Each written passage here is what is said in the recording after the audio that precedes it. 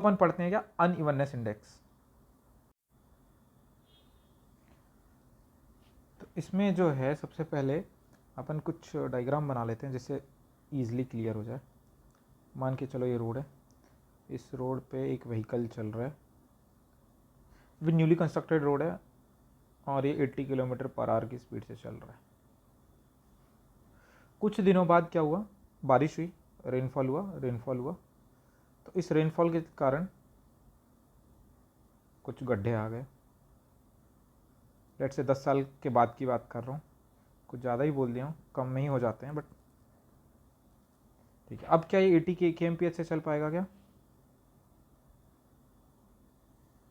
नहीं चल पाएगा। फर्दर अभी इस रोड का कोई भी मेंटेनेंस या रिपेयरिंग नहीं हुआ है। फर्दर मैं देखता हूँ, रोड का टॉप व्यू देख रहा हूँ। अब जो गड्ढे हैं कैसे दिखेंगे, ऐसे दिखेंगे, ऐसे ऐसे। ये सबको क्या बोलते हैं, पॉट होल्स बोलते हैं। तो ये सब पॉट होल्स है, फिर से मेंटेनेंस नहीं हुआ। तो अब जो है आपको रोड की विड्थ ही नहीं दिख रही है, ये अजीब टाइप का दिख रहा है। फर्दर और कुछ मैंने देखा तो रोड के सिर्फ ये कुछ पोर्शन ऑफ रोड बच गया। तो रोड का अगर आप मेंटेनेंस नहीं करोगे, रिपेयर नहीं करोगे तो प्रोग्रेसिव फेलियर होता है। इसलिए आप जब भी देखोगे रोड का रिन्यूअल किया जाता है ना। तो अब क्या हुआ, एक इंजीनियर को बोला गया कि जाओ भाई देख के आओ कि रोड में कितने गड्ढे हैं, है ना, कि रोड की कंडीशन कैसी है। रोड की कंडीशन कैसी इन द सेंस, रोड कैसी, गुड है, सेटिस्फैक्ट्री है, बैड है, अनकंफर्टेबल है, मतलब उसमें गाड़ी हम चला सकते हैं कि नहीं चला सकते। तो अब इंजीनियर क्या करेगा, इंजीनियर एक पैरामीटर को निकालेगा। उस पैरामीटर का नाम क्या, अनइवननेस इंडेक्स। क्या नाम है, अनइवननेस इंडेक्स है।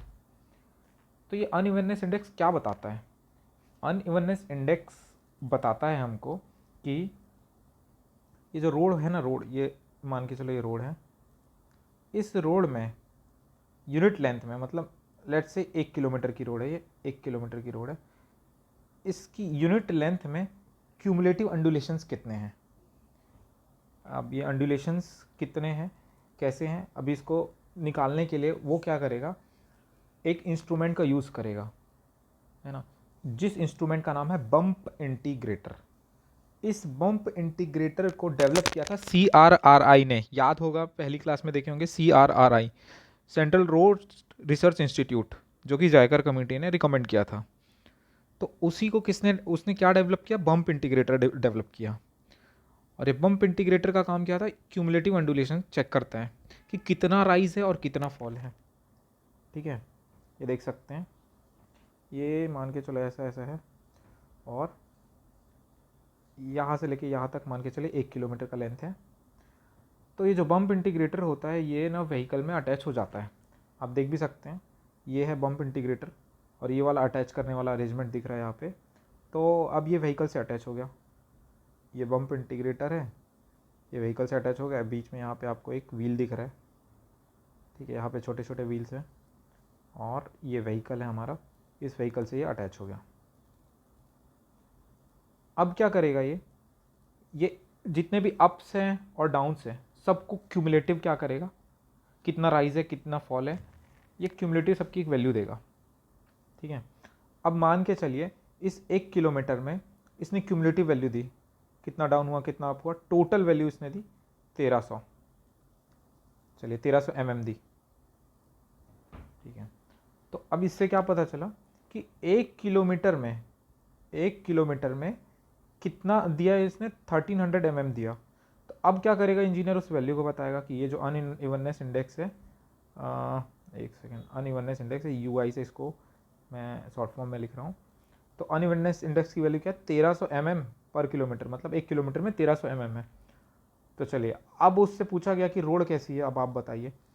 तो वो क्या बताएगा, अब ये जो इन्होंने क्या है, बम्प इंटीग्रेटर, IRC ने बताया बम्प इंटीग्रेटर की वैल्यू अगर 1300 आ रही है हमारी, मतलब इस टेबल में 1500 से कम है तो गुड है, हाँ भाई अच्छी रोड है। अब मतलब अभी अभी ठीक है, अभी इसमें कोई दिक्कत नहीं है, अभी रोड चल सकती है।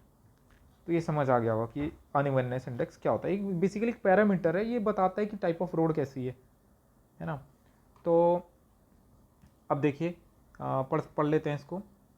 It is defined as total undulation per unit length, अभी पढ़ चुके हैं कि 1 किलोमीटर की लेंथ में कितना अंडुलेशंस हैं। ये जो राइज एंड फॉल है क्या है, बेसिकली अंडुलेशंस ही हैं। दूसरा एक्सप्रेस इन mm पर किलोमीटर, ये भी समझ गए अपन। और it is measured by bump integrator, ठीक है, बम्प इंटीग्रेटर से ये इंस्ट्रूमेंट आपने देख लिया। अच्छा, इसमें ये वाला जो व्हील देख रहे हैं आप, बड़ा वाला व्हील, यही व्हील जो है वो राइज एंड फॉल को क्या है mm में बताता है। और डेवलप बाय CRRA, ये बता चुका हूँ मैं। अच्छा, फॉरेन कंट्रीज़ में है ना, अदर कंट्रीज़ में क्या बम्प इंटीग्रेटर का यूज़ होता है? नहीं होता। वहाँ पे उन लोग जो है roughness index, international roughness index निकालते हैं जो मीटर पर किलोमीटर में रहता है। तो एक एम्पेरिकल फार्मूला है जिसको आपको याद रखना है कि BI की वैल्यू, जो बम्प इंटीग्रेटर की वैल्यू है, वो that is equal to 630 into international roughness index to the power 1.12। ये सिंपल सा एक फॉर्मूला, इसको याद रखना है। कभी कभी जो है क्वेश्चन पूछ लेते हैं ES में।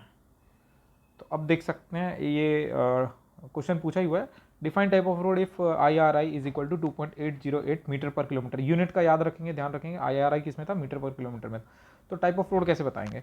तो आप सिंपल सी चीज़ है, आपको पता है रिलेशन BI, तो बम्प इंटीग्रेटर की जो वैल्यू रहती है 630 इंटू क्या हो जाएगा IRI का पावर 1.12। IRI कितना 2.808 है, टू दी पावर क्या है 1.12। अब आप इसकी वैल्यू को कैलकुलेट करिए, तो इसकी वैल्यू कैलकुलेट करने से लगभग 2002.37 के आसपास आएगा। तो अब आपने टेबल में चले जाइए, टेबल में वैल्यू इज़ लेस देन क्या है 2500 है, मतलब ये अपना सेटिस्फैक्ट्री हो गया। तो आप बोल सकते हो कि type of road, so this type of road is comes out to be satisfactory. Satisfactory लिख सकते हैं आप कि अब ये रोड जो है हमारी क्या है, सेटिस्फैक्ट्री है, सेटिस्फैक्ट्री। तो ये टेबल को याद कर लीजिएगा, इजी है। 1500 से कम है तो क्या है, गुड है। 1500 से 2500 है तो क्या सेटिस्फैक्ट्री है, मतलब आपने 1000 बढ़ाया, फिर 1000 बढ़ाया, 2500 से 3500 है तो बैड है। फिर आपने देखा कि 3500 के जैसे ही ऊपर जाएंगे आप अनकंफर्टेबल फील करेंगे। तो ये यहाँ पे हमारा बम्प इंटीग्रेटर अनइवननेस इंडेक्स और इंटरनेशनल रफनेस इंडेक्स कंप्लीट होता है। तो पेमेंट सरफेस कैरेक्टरिस्टिक्स के बाद अब हम पढ़ते हैं कैम्बर। कैम्बर में आप नीचे 3 डायग्राम देख सकते हैं। तो अगर लॉन्गिट्यूडनल स्लोप दिख रहा है, लॉन्गिट्यूडनल स्लोप का मतलब रोड के लेंथ अलोंग जो स्लोप दिख रहा है आपको, उसमें एग्जांपल दे रहा हूँ, यहाँ पे देख सकते हैं। मान के चलिए ये जो रोड है, ये रोड जा रही है जा रही है जा रही है, फिर ये ऊपर ऐसा दिख रहा है आपको। तो ये आपको जो लॉन्गिट्यूडनल डायरेक्शन में जो स्लोप दिख रहा है ना, ये ऐसा जो है, ये ग्राउंड है, मान के चलो ये ग्राउंड है और ये रोड जा रही है। तो आपको ये जो स्लोप दिख रहा है ना, चाहे गाड़ी अप जाए या फिर गाड़ी जो है व्हीकल जो है डाउन जाए, तो उसको क्या बोलेंगे, ग्रेडियंट बोलेंगे। ये समझ आ गया होगा। तो ये लॉन्गिट्यूडनल डायरेक्शन में ही दिखेगा आपको ग्रेडियंट। दूसरा क्या आता है, ट्रांसवर्स डायरेक्शन या फिर ट्रांसवर्स स्लोप या फिर क्रॉस स्लोप। तो ट्रांसवर्स डायरेक्शन में जो आपको स्लोप दिखता है, ये तो लॉन्गिट्यूडनल डायरेक्शन हो गई, है ना। अब इसको मैं एक्स एक्स सेक्शन को मैं मान के चलो कट किया यहाँ पे, तो मैं उसको ऐसा बना रहा हूँ, ये ऐसा, ये ठीक है। तो इस डायरेक्शन को क्या बोलेंगे हम लोग, ट्रांसवर्स डायरेक्शन। ये तो पहले से ही पढ़ते आ रहे हैं। या तो फिर उसको क्या बोलेंगे, क्रॉस स्लोप बोलेंगे, ठीक है। तो ट्रांसवर्स डायरेक्शन में ट्रांसवर्स स्लोप या क्रॉस स्लोप दिखेगा आपको। तो इसमें दो आते हैं, एक कैम्बर आता है और एक सुपर एलिवेशन आता है। ट्रांसवर्स डायरेक्शन में जो भी स्लोप रहता है वो रोड में कैम्बर होता है या सुपर एलिवेशन होता है। तो कैम्बर क्या होता है, अब ये जो कैम्बर है आप ये देख सकते हैं इस डायग्राम में, जो सेंटर लाइन है ना, centre line of the payment is raised, centre portion of the payment is raised. अब ये क्यों हुआ, ताकि जो भी बारिश हो रही है तो बारिश से जो पानी है वो ड्रेन हो जाए, वो ड्रेन होकर कहाँ जाए, ड्रेनेज में जाए, ड्रेन्स में जाए। ड्रेन से फिर वो क्या है, आगे जाके ड्रेन से वो आगे जाके क्या होगा, फ्लो करेगा, ठीक है। तो अगर पानी यहाँ इकट्ठा होगा, मान के चलो अगर ये हम प्रोवाइड ही नहीं किए कैम्बर और पानी इकट्ठा, ये रोड है कैम्बर ही प्रोवाइड नहीं किए, तो पानी यहाँ इकट्ठा होगा। इकट्ठे होने से क्या होगा, पॉट होल्स बनेगा, पहले ही बता चुका हूँ। तो पॉट होल से क्या परेशानियाँ बढ़ेंगी, एक्सीडेंट होने के चांसेस बढ़ेंगे, इसलिए हमने क्या किया, कैम्बर को क्या प्रोवाइड किया। तो ये हो गया। अच्छा, अब सुपर एलिवेशन भी थोड़ा सा बता देता हूँ। तो सुपर एलिवेशन में क्या किया जाता है, outer as of the payment, payment का जो आउटर एज है, मैंने मान के चलो ये विड्थ ऑफ पेमेंट है, विड्थ ऑफ पेमेंट है, तो outer as of the payment is raised.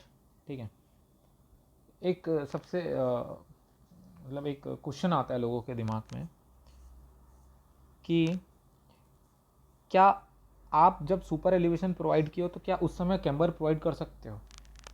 तो कभी नहीं प्रोवाइड कर सकते, because whenever you provide super elevation then drainage will be served by super elevation itself। Drainage जो है ये सुपर एलिवेशन ही सर्व करेगा, यहाँ का जो थीटा बनेगा ना, थीटा ये यही सर्व करेगा, कौन? Super elevation. So you can not provide super elevation and camber together because क्यों? Because the function of camber is already serve by super elevation itself. ठीक है, अब अपन कुछ इसके रिप्रेजेंटेशन पढ़ते हैं, कैम्बर का रिप्रेजेंटेशन। ये तो जानना बहुत ज़रूरी है, इसको बहुत ध्यान से पढ़ना, एकदम बहुत ध्यान से पढ़ना, क्योंकि इस पे बहुत सारे क्वेश्चंस पूछे जाते हैं। अब रिप्रेजेंटेशन पढ़ेंगे। तो लेट्स से एक रोड है जिसकी विड्थ W है। ठीक है, अब क्या किया मैंने, सेंटर लाइन से क्या इसको रेस किया है, ये सेंटर लाइन थी, सेंटर लाइन से मैंने इसको रेस किया है। ठीक है, और इसमें एक चीज़ आपको जानना बहुत ज़रूरी, ये जो थीटा है ना, थीटा, ये थीटा स्मॉल है इसलिए इसको टेन थीटा बोलेंगे। और ये टेन थीटा ही क्या होता है, कैम्बर होता है। टेन थीटा ही क्या होता है, कैम्बर होता है। ठीक है, और कैम्बर को और क्या बोलते हैं, क्रॉस स्लोप भी बोलते हैं, क्रॉस स्लोप। तो इसके रिप्रेजेंटेशन अभी बताने वाला हूँ, उसको एकदम अच्छे से अपने को समझना है। ठीक है, तो टेन थीटा पे आप क्या करो, इसको डब्बा बनाओ। इसमें एक एग्जांपल देता हूँ, 2% कैम्बर है, क्या बोल रहा हूँ मैं, 2% कैम्बर है। अगर कैम्बर 2% है, इसका मतलब इसको और क्या लिख सकता हूँ मैं, 2/100 लिख सकता हूँ, 2/100 लिख सकता हूँ। या तो फिर क्या लिख सकता हूँ, 1/50 लिख सकता हूँ। तो ये जो 1/50 है, इस पे भी डब्बा बनाओ। ये 1/50 जो है, इसको और कैसे लिख सकता हूँ, 1/n के फॉर्म में लिख सकता हूँ, जहाँ पे n की वैल्यू क्या है, 50 है। अब इसको अपन डायग्राम में समझते हैं, 1:n है, ये ऐसा देख लो आप, ये तो यहाँ पे ये 1 वर्टिकल है और 50 हॉरिजॉन्टल है, इसी को क्या बोलेंगे, 1/n बोलेंगे। तो यहाँ पे एक रिप्रेजेंट करने का तरीका, एक तो ये इसको बहुत अच्छे से समझो, है ना। दूसरा एक और रिप्रेजेंट करने का तरीका क्या है, 1 वर्टिकल इज टू 50 हॉरिजॉन्टल, ऐसे भी रिप्रेजेंट करते हैं, ऐसे भी रिप्रेजेंट करते हैं 2%। ठीक है, तो ये सब जो है न्यूमेरिकल्स में इनकी वैल्यूज़ जो है काम आएगी। ठीक है, ऊपर वाला पोर्शन क्या है, क्राउन है, नीचे वाला पोर्शन क्या है, एज ऑफ पेमेंट है, आउटर एज ऑफ पेमेंट है। ठीक है, दोनों साइड से थीटा थीटा जो है उठा दिया गया है। तो इतना तो अभी तक समझ आ गया होगा। अच्छा, जैसे आप यहाँ देख रहे हैं, तो वैसे जो है यहाँ पे भी आप देख सकते हैं, ये 1 है तो ये 50 है। ठीक है, कभी कभी क्वेश्चन में डायरेक्ट क्या दे देता है, ऐसा दे देता है, ये एक सेकेंड, एक आपको दे देगा, ऐसा दे देगा, 1 है 50 है, ऐसा दे देगा, है ना। या कभी कभी क्वेश्चन में ऐसा दे देगा, ये 1 है और 50, दोनों का मतलब सेम होता है। ठीक है, तो ऐसे टाइप से रिप्रेजेंट किया जाता है कैम्बर को। ठीक है, इतना तो समझ आ ही गया होगा। अब इसके बाद जो है, अब टाइप्स ऑफ कैम्बर बताता हूँ मैं। तो 3 टाइप के कैम्बर दिख रहे हैं आपको, एक पैराबोलिक शेप दिख रहा है, स्ट्रेट लाइन कैम्बर दिख रहा है, और combination of straight and parabolic shape दिख रहा है। तो पहला क्वेश्चन तो यही है, ये पैराबोलिक कैम्बर क्यों बोलते हैं इसको, पैराबोलिक शेप है इसलिए पैराबोलिक कैम्बर बोलते हैं, इसको क्या बोलते हैं, पैराबोलिक कैम्बर बोलते हैं। पैराबोलिक शेप होने के कारण क्या बोलते हैं, पैराबोलिक कैम्बर बोलते हैं। ठीक है, अब आप इसको थोड़ा डिटेल में देखेंगे अपन, थोड़ा सा डिटेल में। चलिए, मैंने जो है ये थोड़ा ज़्यादा कर्व हो गए, अब इसको डिटेल में देखेंगे अपन। ये मान के चलिए मैंने पैराबोलिक कैम्बर है एक रोड में प्रोवाइड किया है, जिस रोड का विड्थ जो है वो क्या है, W है, और ये वाला जो पॉइंट है ये तो क्राउन है, देख चुके हैं। अब एक इक्वेशन है, इक्वेशन ऑफ पैराबोलिक कैम्बर, इसको डायरेक्टली अडॉप्ट करना है। Y is equal to 2x² upon WN। इसको डायरेक्टली अडॉप्ट करना है आपको, जहाँ पे W क्या है, विड्थ ऑफ पेमेंट है। अच्छा, इस इक्वेशन में x क्या है और y क्या है, तो इस इक्वेशन में x क्या है और y क्या है, ये देखिए, ये ओरिजिन जो है क्राउन को लिया गया है, ये x है और ये वाला पोर्शन क्या है, y है, ठीक है। और ये देखिए, अब आपको मैंने अभी बताया था कैम्बर को रिप्रेजेंट करने का तरीका कैसे है, तो यहाँ पे आप जो है इसको 1:n बोल सकते हो, ठीक है। अब क्या करना है, इसको डायरेक्टली अडॉप्ट करना है।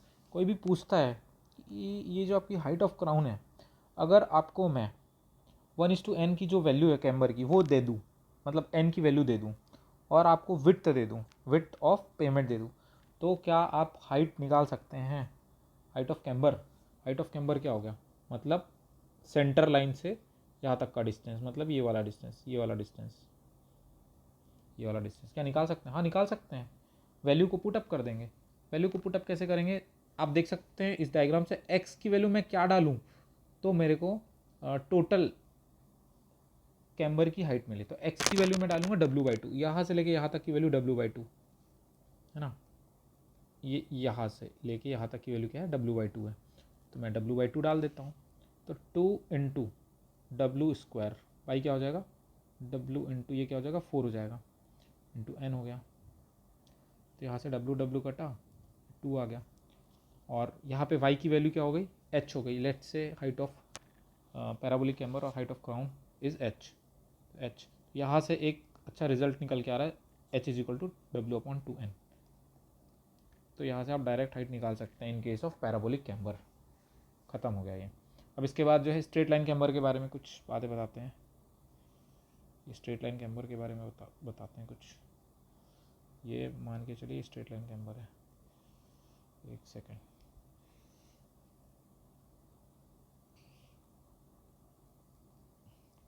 ठीक है, ये स्ट्रेट लाइन कैम्बर है और ये जो है ये बाकी आगे का सरफेस है। तो ये जो स्ट्रेट लाइन कैम्बर है, इस स्ट्रेट लाइन कैम्बर में 1:n है। लेट्स से यहाँ से लेके यहाँ तक की जो विड्थ है, ये विड्थ हो गया, और ये इधर आगे जो निकला इसको शोल्डर समझ लो, शोल्डर है ये, बताऊँगा आगे शोल्डर क्या होता है। तो अब स्ट्रेट लाइन कैम्बर है, इसमें जो क्राउन होगा ये यहाँ से लेके यहाँ तक ये हो गया, है ना, ये हाइट ऑफ क्राउन हो गया। तो अब आप सिंपल सी चीज़ है, tan थीटा लगा दो, ये थीटा और ये थीटा दोनों सेम होंगे कि नहीं, दोनों सेम होंगे। तो tan थीटा ऊपर वाले के लिए क्या हो जाएगा, tan थीटा बराबर क्या हो जाएगा, 1/n हो जाएगा, है ना। और इसके लिए क्या हो जाएगा, यहाँ पे ये हाइट लगा दो और यहाँ से यहाँ तक का डिस्टेंस W/2 ले लो, तो h/W/2 हो जाएगा।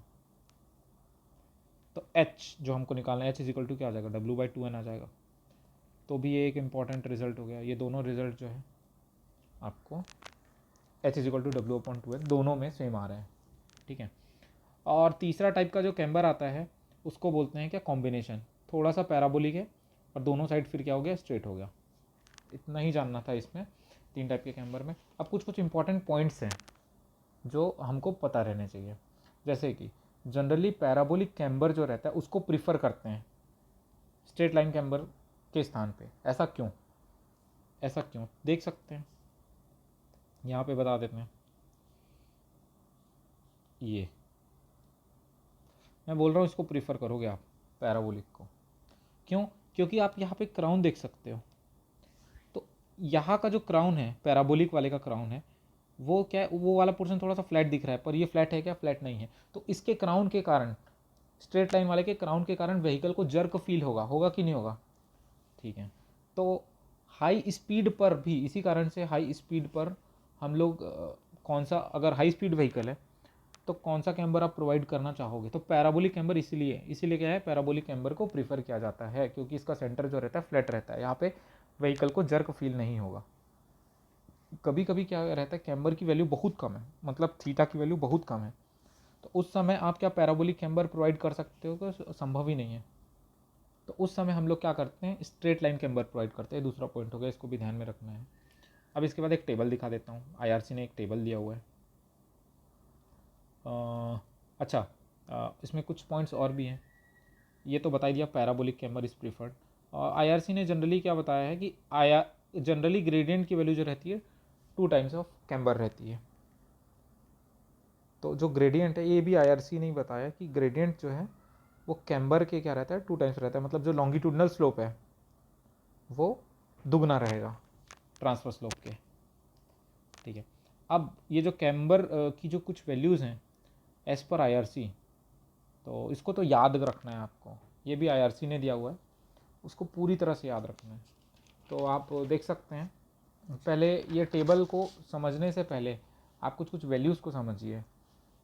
आप सबसे पहले टेबल क्या बोल रहा है, टाइप ऑफ रोड सरफेस बोल रहे हैं। फिर रेंज ऑफ कैम्बर, कैम्बर की रेंज, किन किन एरियाज़ में हैवी रेनफॉल, जहाँ ज़्यादा बारिश होती है, लो रेनफॉल है ना जहाँ कम बारिश होती है। ठीक है, तो पहला मटेरियल क्या है, cement concrete and high type bituminous surface. मतलब अच्छी रोड है भैया, सीमेंट कॉन्क्रीट रोड है और हाई टाइप बिटुमिनस सरफेस, अच्छी बिटुमिन वाली रोड है। फिर थिन बिटुमिनस सरफेस, मतलब बिटुमिन की थिकनेस कम हो गई तो थिन बिटुमिनस सरफेस, मतलब मटेरियल की क्वालिटी या टाइप ऑफ रोड सरफेस थोड़ा सा क्या हुआ, डिग्रेड हुआ, कम हुआ। फिर water bound macadam and gravel payment, तो और कम हुआ। और अर्थ रोड और कम हो गया। तो आप देख सकते हो क्या क्वालिटी ऑफ मटेरियल डिग्रेड होते जा रहा है ऊपर से नीचे। ये चीज़ समझ आया कि नहीं आया? चलिए, अब क्वालिटी ऑफ मटेरियल डिग्रेड हुआ। दूसरा, हैवी रेनफॉल में पहले वाले के लिए क्या 2% है, दूसरे के लिए 2.5% है, फिर 3% है, फिर 4% है। तो इससे क्या देख रहे हैं अपन, हैवी रेनफॉल में जो कैम्बर की वैल्यू क्या हुई है, वो कैम्बर की वैल्यू क्या है, बढ़ रही है ना। मतलब जैसे जैसे क्वालिटी ऑफ मटेरियल डिग्रेड हो रहा है वैसे वैसे कैम्बर की वैल्यू बढ़ रही है। तो यहाँ से एक कॉन्सेप्ट समझ आया अपने को। अब लो रेनफॉल में भी बढ़ रही है 1.72, 2.53। तो यहाँ से एक कॉन्सेप्ट समझ आया क्या, कि मटेरियल की क्वालिटी कम होती है तो कैम्बर की वैल्यू बढ़ती है। इसको याद रखना, क्योंकि कारण परकोलेशन के चांसेस बढ़ जाते हैं। ठीक है, तो जितनी गंदी क्वालिटी होगी, तो जितनी ख़राब रोड होगी, उतना आप रोड को सेंटर पोर्शन से ऊपर उठाओगे। So for good quality of material we need lesser value of camber. ठीक है, अच्छा, एक ये डिपेंडेंसी बता दिया मैं कैम्बर की क्वालिटी ऑफ मटेरियल पे। दूसरा मैं रेनफॉल एरिया की बात करता हूँ। अब मेघालय में मान के चलो रोड बनानी है जो कि हैवी रेनफॉल एरिया है, तो वहाँ पे आप कैम्बर ज़्यादा प्रोवाइड करोगे कि कम प्रोवाइड करोगे?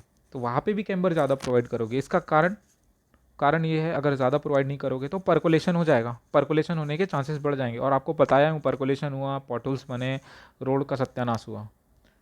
तो कैम्बर बेसिकली 2 चीज़ पे डिपेंड हुआ अभी। एक किस पे डिपेंड किया, क्वालिटी ऑफ मटेरियल पे। जैसे ही डिग्रेड होगा तो कैम्बर की वैल्यू बढ़ेगी, और रेनफॉल जहाँ ज़्यादा रेनफॉल होगी वहाँ ज़्यादा हम लोग क्या है कैम्बर प्रोवाइड करेंगे। ये 2 कॉन्सेप्ट समझ आने के बाद जो है आपको इसकी वैल्यूज़ याद रखनी है। इसकी वैल्यूज़ कैसे याद रखेंगे बता देता हूँ। ये आईआरसी ने दी है इसलिए अपने को याद ही रखना है। सीमेंट कॉन्क्रीट और हाई टाइप बिटुमिनस सरफेस के लिए क्या है, हैवी रेनफॉल एरिया के लिए क्या है 2% है। परसेंट को इसमें कन्वर्ट कर सकते हो 1:50 में।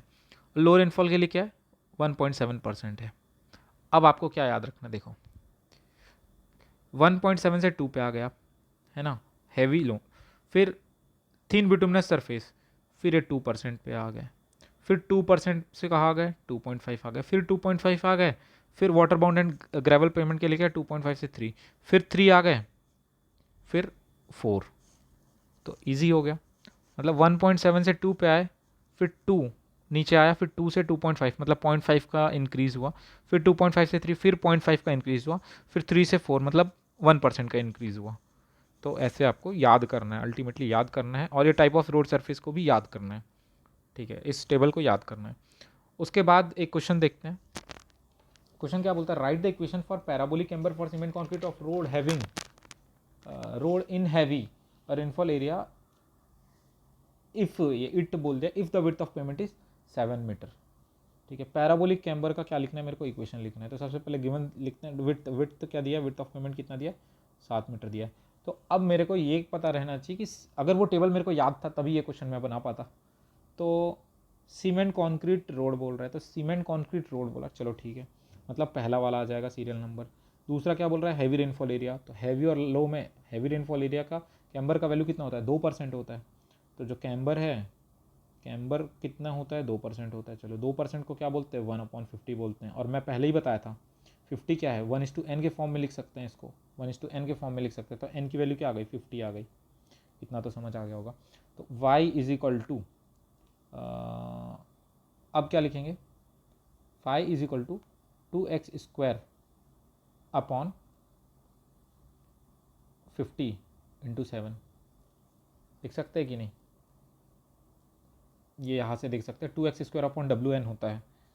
तो मैंने डायरेक्ट लिख दिया 2 into x² upon W width of payment दिया है 7, ठीक है, और n की वैल्यू कितनी है, 50।